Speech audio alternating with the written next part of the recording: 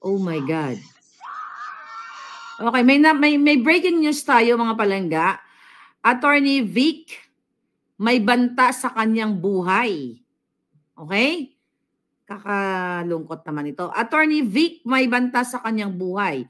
Ngayong araw, may nagpanggap na di umano'y Grab driver couple na nag-inquire for legal services sa law firm ni Attorney Vic Rodriguez. Mga kababayan, bago natin ituloy itong issue natin sa South China Sea, importante ito, pakishare nyo to. So ngayong araw, ayon sa ating source, ay yun nga, may nagpanggap na Grab driver na couple na nag-inquire for legal service sa law firm ni Attorney Vic Rodriguez. Ang sabi sa lobby guard ay expected sila sa opisina. So naiwan ang babae sa lobby.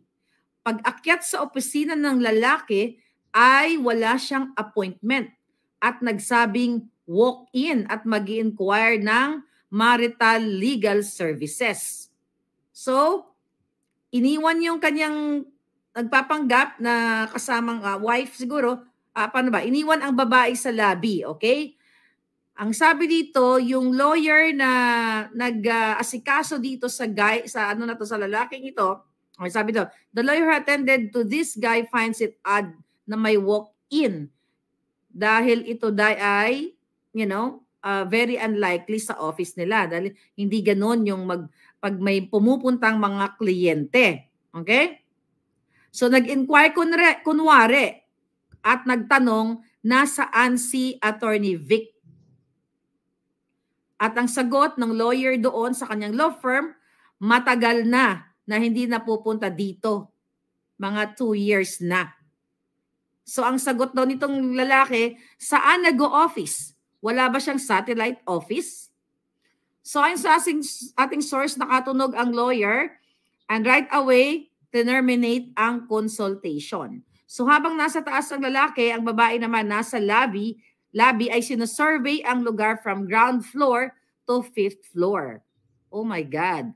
Wala nang ibang gagawa nito mga kababayan kundi ang gobyernong bangag. Right?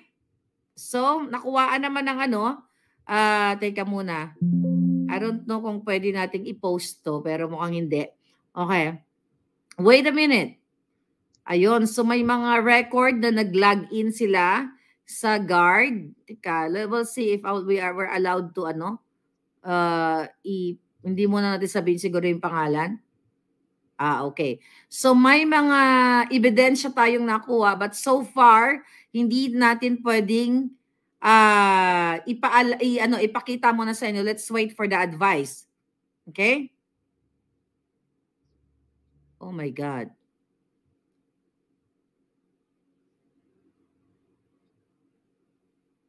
Okay, but anyway, so far ay safe si Attorney Vic. At the moment sa ating pag-uusap ay safe siya. Gusto lang niyang ipaalam na mayroon na namang masasamang elemento. Alam niyo na kung sino ang masamang elemento. Sino ba magtatangka ng buhay namin? Like ako, may death threat.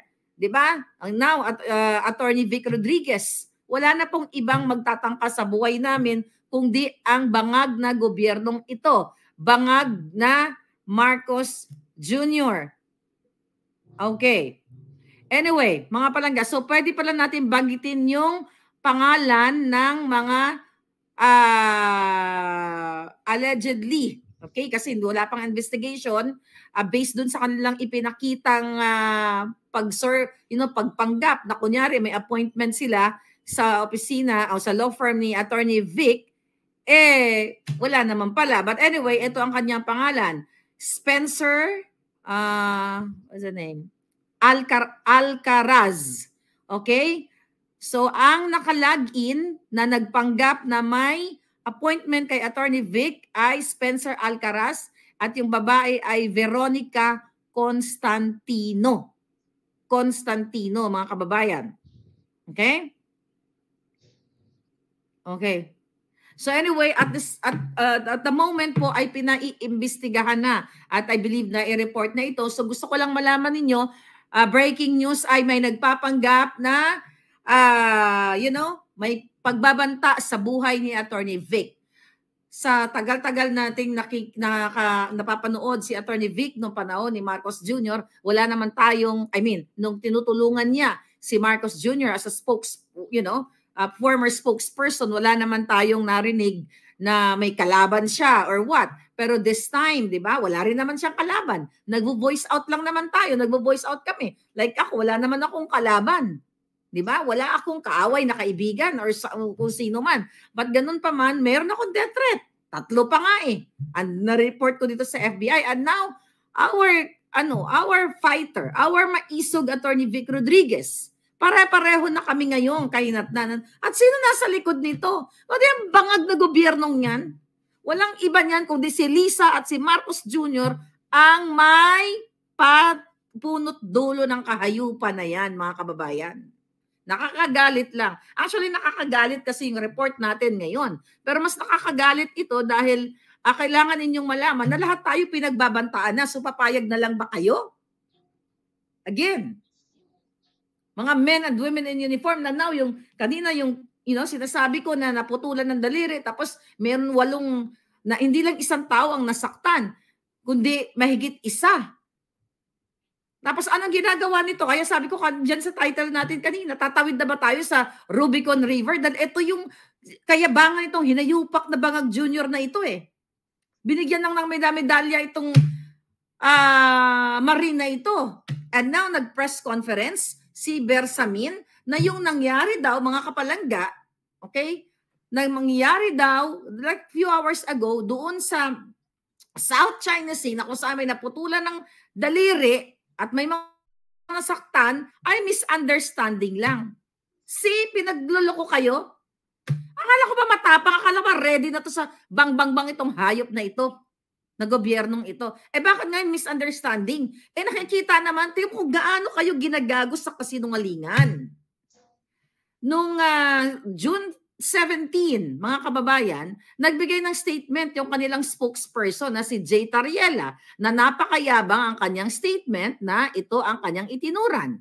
Ang sabi ng mga gonggong, okay, June 17, today the Armed Forces of the Philippines and the Philippine Coast Guard conducted a routine rotation and resupply Aurora mission to BRP Sierra Madre LS-57 at Ayungin Shoal. However, the mission was disrupted by the illegal and aggressive actions of Chinese maritime forces. Bakit ngayon misunderstanding na lang? Akala ko ba gusto nyo ng isa lang ang Pilipino sa pakikipaggurguran? Mga hayop to, mga to. Then, the people, sabi dito, tuloy natin, sabi ni Tariela, the People's Liberation Army, Navy, PLAN, China Coast Guard or CCG and Chinese Maritime Militia vessels engaged in dangerous maneuvers, including ramming and towing. Diba?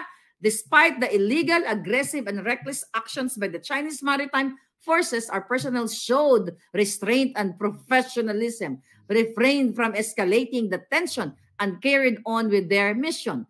Ang sabi dyan, naging aggressive ang China. Tapos tayo ay nag-maintain lang tayo ng professionalism, kaya nag-end up sa pagkaputol ng daliri at pagkasakit, nasaktan yung ating mga ibang maritime personnel. Hindi ko natatapusin itong kadyutahan nila. But ganun pa man, mga kababayan, akala ko ba handang-handa na tayo? 'Di ba 'yun yung gusto ninyo, yung mga sarado utak. 'Di ba gusto nyong manindigan at labanan natin yung China? Naputulan na 'to eh. Sabi nga ni Kuting Jr., if a Filipino was killed by a willful act. Okay? Ito ay tatawid na tayo sa Rubicon River. No retreat, no surrender na, lulusob na tayo ng bonggang-bongga. Bakit hindi pa kayo lumulusob? Ibig sabihin, misunderstanding lang yung naputulan ng daliri. Ganon kayo gaguhin ng gobyerno ninyo. It's the same thing ng panggagago ni Lisa sa inyo na nagkaroon sila ng conversation ni Chis Escudero nung inagaw niya yung alak. Nagtemo contradictory ang pinagsasabi nito ni Tariela doon sa kay Lucas Bersamin na misunderstanding lang daw ang nangyari. Misunderstanding? May naputulan ng daliri? Yan ba ang misunderstanding? Nakikita niyo naman sa video na nagkaroon talaga ng talagang banggaan ng boat. Mayroon pa nga doon, binutas yung binutas yung rubber boat. Oh. So, mga kababayan, doon sa sa press conference ni Bersamin, di ba? Ano ang mga katanungan sa kanya? O sabi ng reporter, meron ba kayong gagawin? O para, makipag-ugnayan sa China o makipag-usap, O, anong sinabi ng ni Bersamin? Oo, makikipag-ugnayan daw sila para i-solve itong mga problemang ito, para ma-maintain yung mga peace eclabush, wala siyang sinabing diplomacy, pero makikipag-ugnayan. Bakit ba kayo makikipag-ugnayan? Ang ingay-ingay nyo na sa international.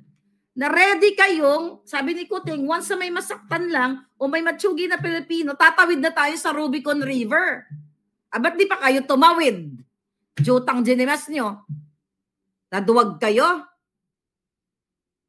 Yun yung sinasabi natin mga palangga na kailangan yung magising. And now, lahat ng mga nagsispeak up.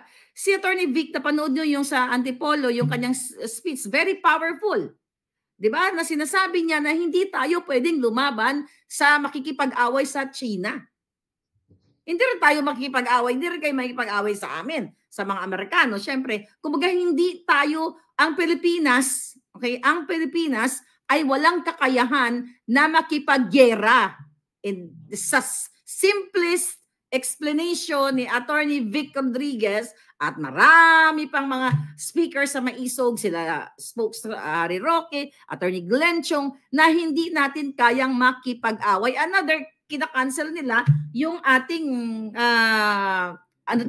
business sa kanila.